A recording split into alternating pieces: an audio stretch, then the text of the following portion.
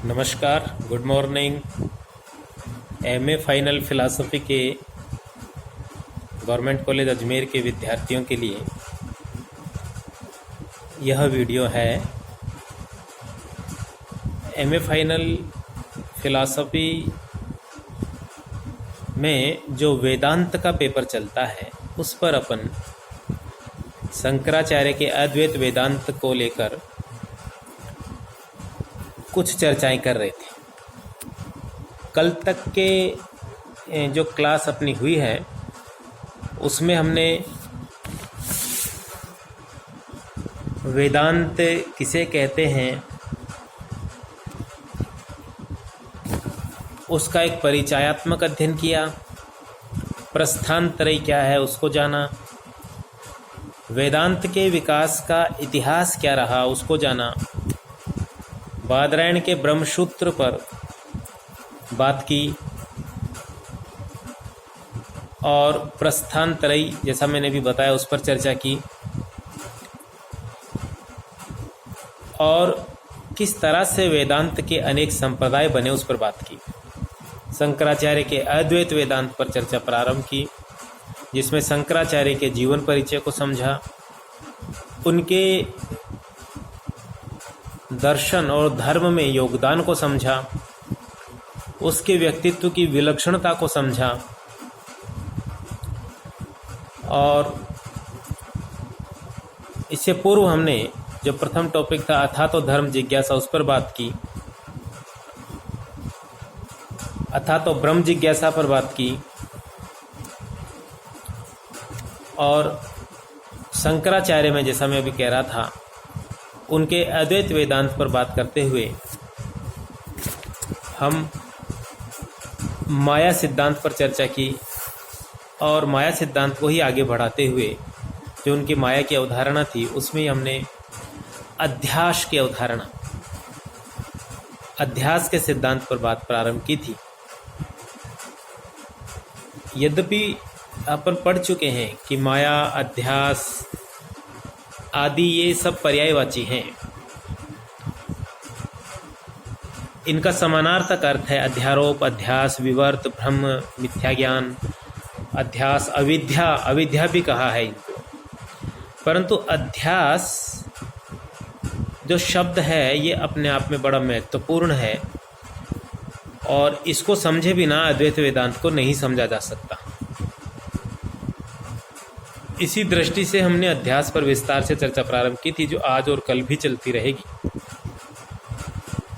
तो कल हमने जो जाना समझा था वो ये था कि शंकराचार्य ने अध्यास के 3 लक्षण दिए। कौन कौन से थे वो 3 लक्षण? पहला था अध्यास स्मृति रूप परत्र पूर्व दृष्टावभास है, यानी अध्यास एक आभास है और पूर्व में दृष्ट जिस वस्तु की स्मृति उसका हम वर्तमान में उपस्थित वस्तु पर आरोपण कर देते हैं, ये एक था। दूसरा लक्षण अध्यास किसी अन्य वस्तु का किसी अन्य वस्तु के धर्म के रूप में अवभाषित होना है, यानी किसी अन्य वस्तु का, यानी कोई वस्तु जो है जो वर्तमान में उपस्थित है जिसे अधिष्ठान कहा गया, उस पर हम किसी और वस्तु के धर्मांश का, धर्मांश मानी गुणों का आरोपण कर देते हैं और उस रूप में आभासित होना ये अध्यास है। क्या उदाहरण दिया था कि जैसे रस्सी पर हम सर्प के गुणों का आरोपण कर देते हैं और ऊपर का जो लक्षण दिया था उसमें क्या समझा था? उसमें हमने समझा था कि पूर्व दृष्ट, तो पूर्व दृष्ट कौन सी वस्तु है? सर्प। तो उस सर्प के जो गुण हैं उन गुणों को वर्तमान में प्रत्यक्ष वस्तु जिसे अधिष्ठान कहा गया उस पर आरोपित कर देना, ये अध्यास कहलाता है। और तीसरा जो लक्षण दिया था अध्यास अतत् में तत्बुद्धि है, अर्थात अध्यास किसी वस्तु का किसी अन्य वस्तु के रूप में ज्ञान। मैं सोचता हूँ ये जो 3 बातें हमने की हैं तीनों बातें भिन्न नहीं हैं, इन तीनों बातों को कहने का ढंग भिन्न है, बाकी बातें तीनों एक ही और संकेत कर रही हैं कि अध्यास मिथ्या ज्ञान है या अन्यथा ज्ञान है। यद्यपि अध्यास में हम विस्तार से अध्यास पर ही बात कर रहे हैं, लेकिन प्रश्न पूछने वाला आपसे अन्यथा ज्ञान क्या होता है, मिथ्या ज्ञान क्या होता है आदि भी पूछ सकता है। तो हर दृष्टि से हमें इस बात को समझकर चलना चाहिए। तो अध्यास मिथ्या ज्ञान है, अन्यथा ज्ञान है। यह असत का सत पर आरोप है। मतलब कि अभी वर्तमान में हमारे सामने सत क्या है, रस्सी, और इस वक्त जो चीज़ नहीं है वो असत है, वो क्या है, सर्प। कि इस वक्त सर्प हमारे सामने नहीं है, लेकिन हमने सत्य रस्सी पर असत्य सर्प का आरोपण कर दिया। ये मिथ्या ज्ञान है, ये अन्यथा ज्ञान है। इसको अद्वैत वेदांत की दृष्टि से कैसे समझें कि ये जो जगत है, संपूर्ण जगत, इसको असत कहा गया और सत क्या है, ब्रह्म। तो जो वास्तविक सत्ता है अर्थात ब्रह्म, उस पर हमने इस असत जगत का आरोपण कर दिया। यही अन्यथा ज्ञान है, यही मिथ्या ज्ञान।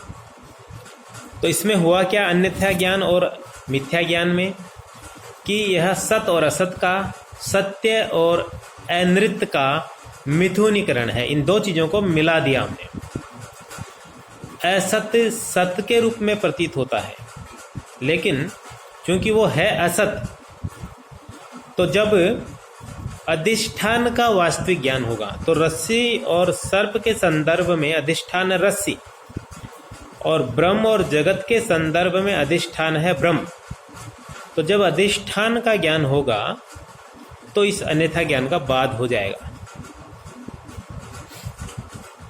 शंकराचार्य के अतिरिक्त मीमांसकों में और न्याय दार्शनिकों में दो शब्द प्रयोग में लिए गए, अख्यातिवाद और अन्यथा ख्यातिवाद।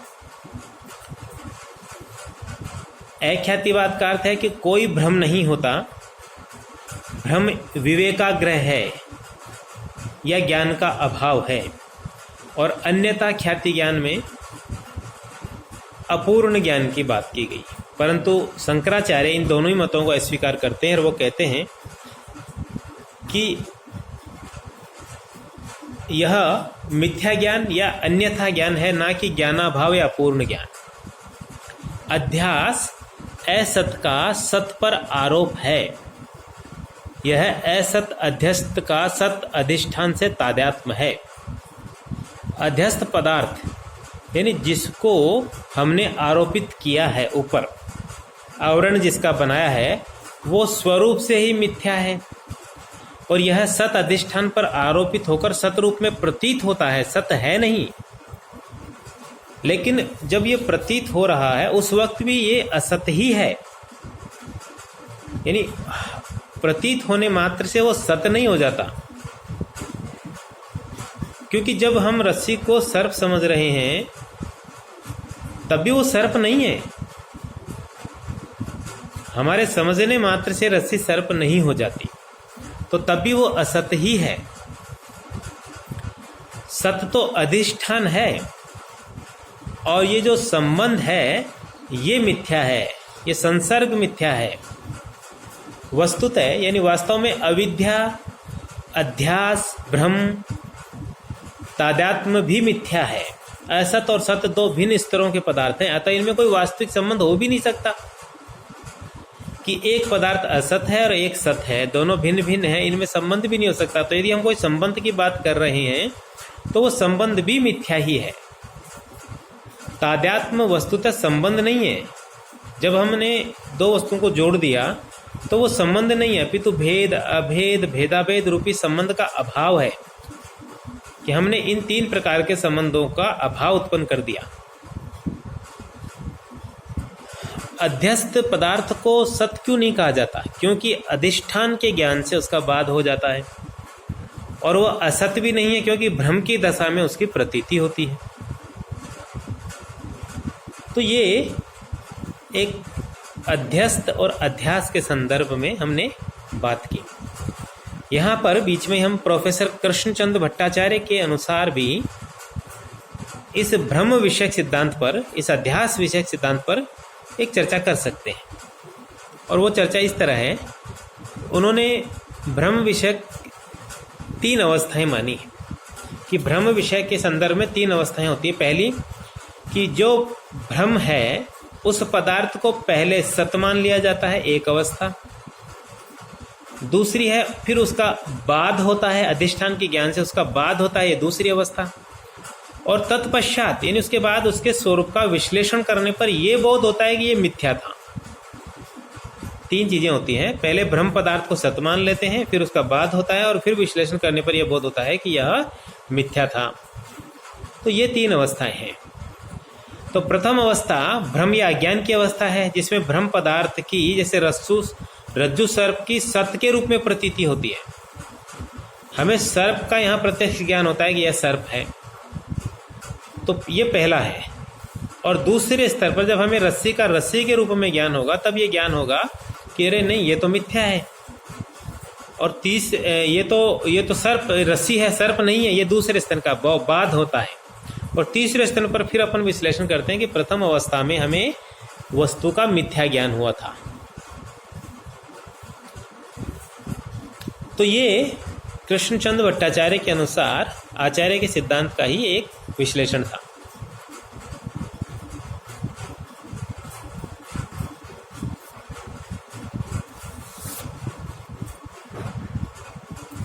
तो जो मिथ्या पदार्थ है जिसकी हमें सत्य के रूप में प्रतीति हो रही है, उसका व्यवहारिक जगत में कोई स्थान नहीं है, क्योंकि वो उस जगत की वस्तु नहीं है। तो उसके लिए यहाँ पर एक शब्द काम में लिया गया, वह प्रतिभास मात्र शरीर है। यानी उसका केवल और केवल आभास हो रहा है, उसकी कोई वास्तविक सत्ता नहीं है। क्योंकि जब तक उसकी प्रतीति हो रही है तभी तक उसकी सत्ता है, उसकी सत्ता उसकी उपलब्धि तक ही सीमित है। किंतु उस वक्त भी जब उसकी उपलब्धि हो रही है वो प्रतीति ही है, उसकी वास्तविक सत्ता नहीं होती, यानी वो सत्य नहीं हो जाता। उपलब्धि के समय भी वहां पर सर्प नहीं है, रज्जु ही है। तो जो आभास हमें हो रहा है उसको यहाँ पर नाम दिया गया प्रतिभास शरीर मात्र, प्रतिभास मात्र शरीर। सॉरी, मैंने थोड़ा सा उल्टा बोल दिया, प्रतिभास मात्र शरीर, ये शब्द यहाँ पर काम में लिया गया। तो निष्कर्ष क्या हुआ कि जो भ्रम पदार्थ है, कि जिस रस्सी को हमने सर्प समझा, जिस भ्रम को हमने जगत समझा, वो असत ही है। भ्रम पदार्थ कभी भी सत्य नहीं हो सकता, क्योंकि ज्ञान से उसका बाद हो जाता है। तो जिसका ज्ञान से निराकरण हो जाए वह वस्तु सत्य नहीं हो सकती, ऐसा अद्वैत वेदांत में कहा गया। तो जो जगत रूपी भ्रम हमें बना हुआ है, जब ब्रह्म का ज्ञान होगा तो इस जगत रूपी भ्रम का भी निराकरण हो जाएगा। तो यहाँ हम एक अन्य जगह पर पहुंच गए, और वह है कि शंकर वेदांत में, अद्वैत वेदांत में सत्य का स्वरूप क्या है। ये भी तो हमने भ्रम और अध्यास को जान रहे हैं। तो जो सत्य होगा वो क्या है, वो कैसा होगा। तो सत्य और असत्य में क्या भेद है, ठीक है। तो इस अगले टॉपिक पर कि अद्वैत वेदांत के अनुसार सत्य क्या है और सत्य का असत्य से भेद क्या है, इस पर हम चर्चा करेंगे अगली क्लास में। तब तक के लिए आज इतना ही। जय हिंद, जय भारत।